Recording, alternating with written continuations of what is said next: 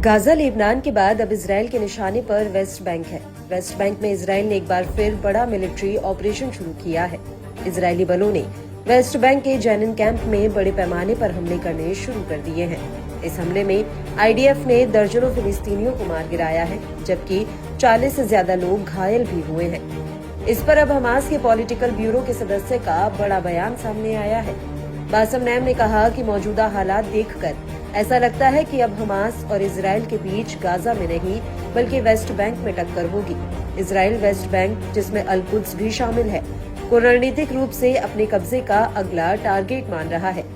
बता दें कि इसराइल साल 1967 से ही वेस्ट बैंक पर कब्जा जमाए हुए है। इसके बाद से इसराइल ने वेस्ट बैंक में कथित तौर पर सैकड़ों अवैध बस्तियां बसा ली हैं। हमास नेता का हालिया बयान ऐसे वक्त पर आया है जब इसराइल और हमास के बीच युद्ध विराम समझौता लागू है। इसके तहत दोनों ही पक्ष एक दूसरे के कैदियों और बंदियों की अदला बदली के लिए राजी हुए हैं।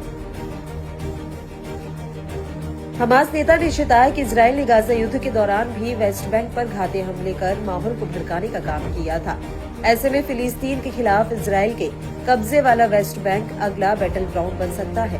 हमास वेस्ट बैंक को अकेले नहीं छोड़ सकता है। अगर इसराइल के हमले लगातार जारी रहेंगे तो इजरायली बलों को फिर से हमास का सामना करना पड़ सकता है। बासम नैम ने कहा कि हम जेल के हालात को सुधारने के लिए नहीं लड़ सकते हैं, हम जेल से ही छुटकारा पाना चाहते हैं। अगर फिलिस्तीनी गाजा, वेस्ट बैंक और अल कुद्स समेत एक स्वतंत्र देश के अपने लक्ष्य को हासिल नहीं कर सकते तो कोई दूसरी ताकत भी इस इलाके में सुरक्षा, स्थिरता का आनंद नहीं ले सकती है। इसराइल अपने जंगी मकसदों में से किसी को भी हासिल करने में अब तक विफल ही रहा है। इस बीच हमास नेता ने गाजा युद्ध के दौरान इसराइल को पहुंचाए नुकसान की जमकर तारीफ की। नैम ने कहा कि लड़ाकों ने अपनी ताकत दिखाते हुए इजरायली सेना की कमर तोड़ दी। यही वजह है कि इसराइल को सीज फायर डील के लिए हमास के सामने झुकना पड़ा। हमास के खिलाफ इसराइल ज्यादा दिन तक टिकने वाला नहीं था। इजरायली पीएम का हमास का सफाया करने का मकसद सिर्फ सपना ही रह गया है। इजरायली सैनिक भी अब हमास से खौफ खाने लगे हैं। नैम ने आगे कहा कि हम कह सकते हैं कि ये जीत की घोषणा है। इजरायली पीएम नेतन्याहू ने पहले दिन से ही गाजा में लोगों के खिलाफ अपने हमले के लिए 3 टारगेट सेट किए थे। हमास को कुचलना, गाजा की अधिकतर फिलिस्तीनी आबादी को गाजा से बाहर करना और इजरायली सैनिकों के कब्जे में लाना शामिल था।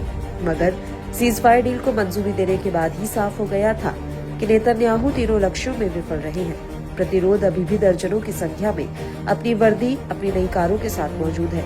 प्रतिरोध युद्ध के आखिरी मौके तक टिके रहने में सक्षम था और इजरायली लक्ष्यों पर अपनी मर्जी से हमला कर रहा था।